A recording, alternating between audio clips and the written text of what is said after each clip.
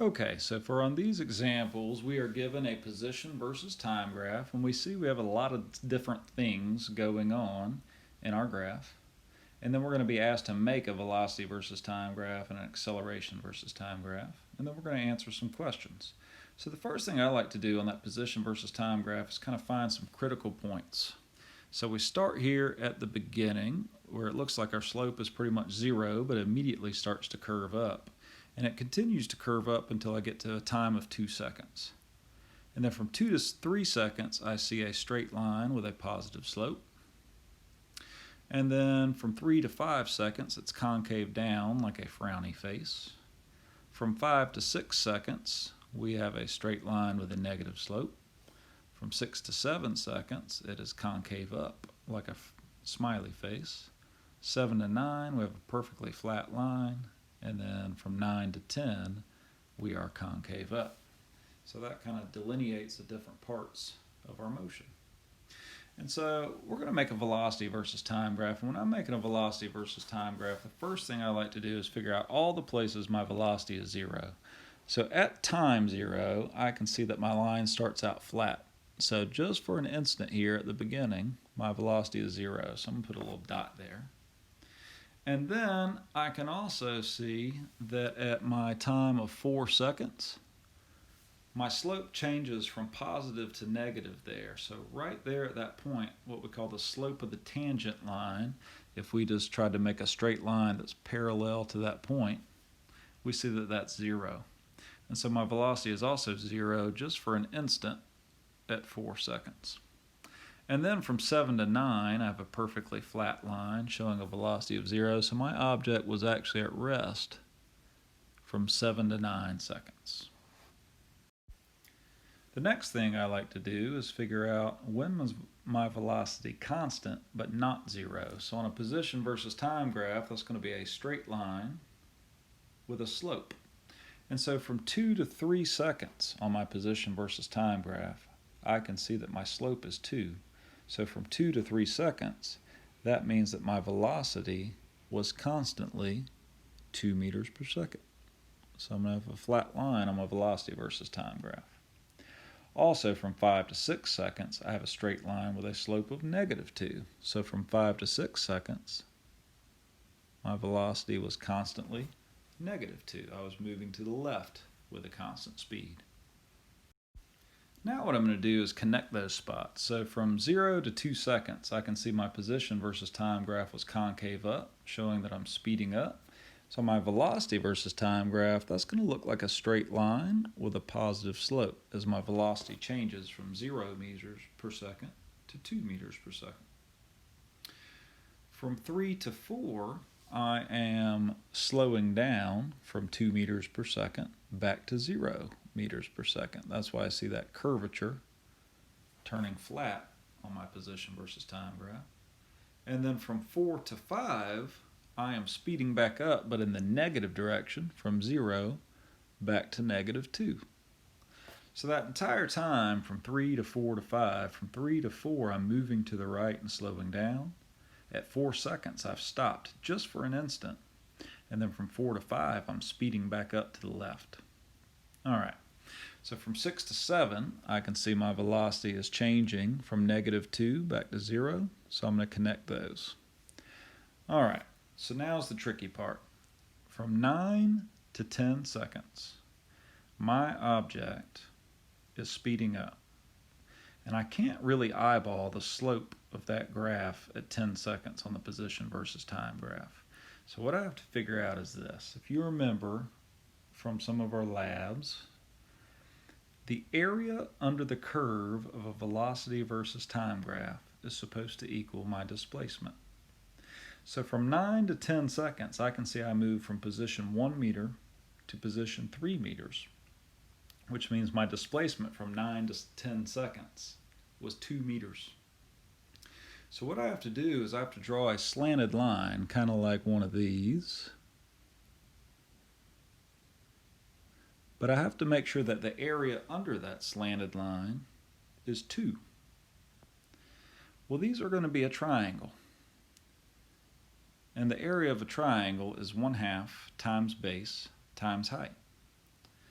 So if I want the area of this triangle to be 2 meters, then it's 1/2 times a base of 1. So the height must be 4. So by the time I get to 10 seconds, my velocity must be 4 meters per second. So I'm going to draw a straight line, just like that, going from 0 meters per second up to 4 meters per second.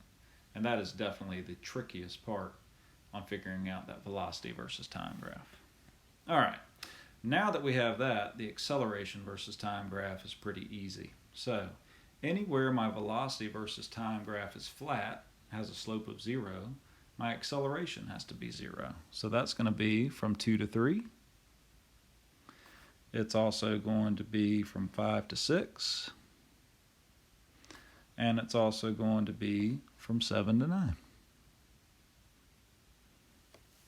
Anywhere my velocity versus time graph is not perfectly flat, it has a slope, then the slope is the acceleration. So for the first 2 seconds, my velocity versus time graph goes over 2 and up 2, so that is a slope of 1. So I'm going to have a flat line right there.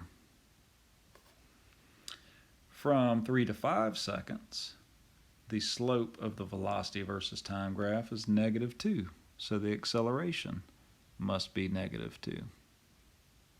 So I make that flat line there. From 6 to 7, that slope is +2, so my acceleration is +2.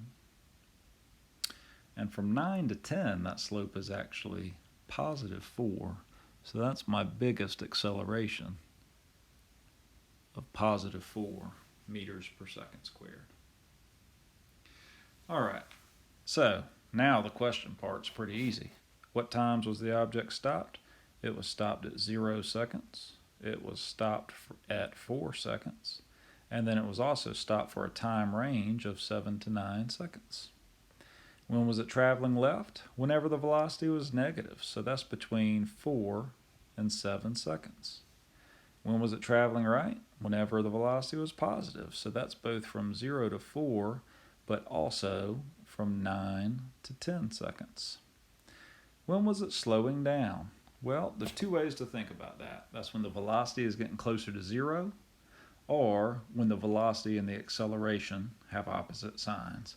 Either way you think of it, that is from 3 to 4 seconds, and also from 6 to 7 seconds. When was it speeding up?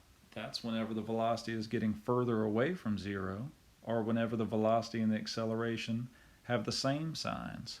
Either way you think of it, 0 to 2 seconds is going to be true, 4 to 5 seconds also true, and then 9 to 10 seconds.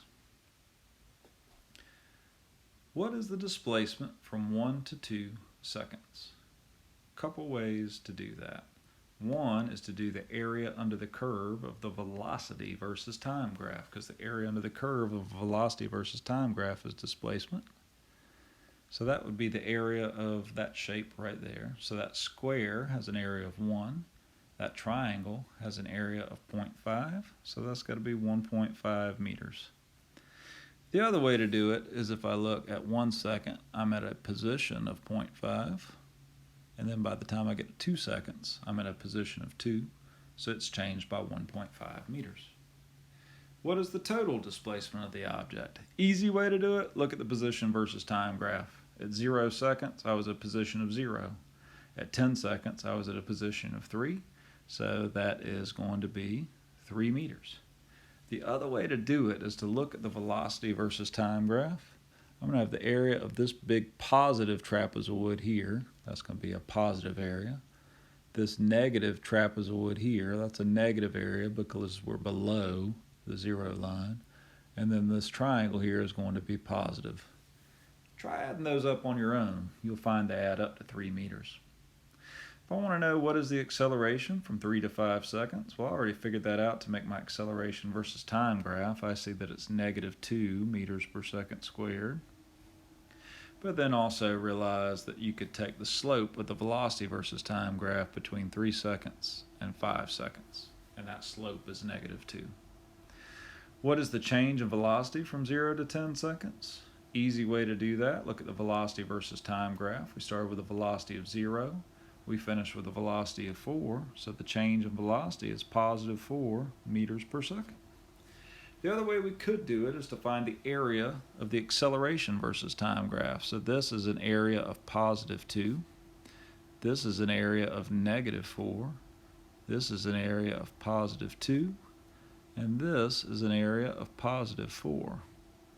And if we add all those up, we'll see it adds up to positive 4 meters per second.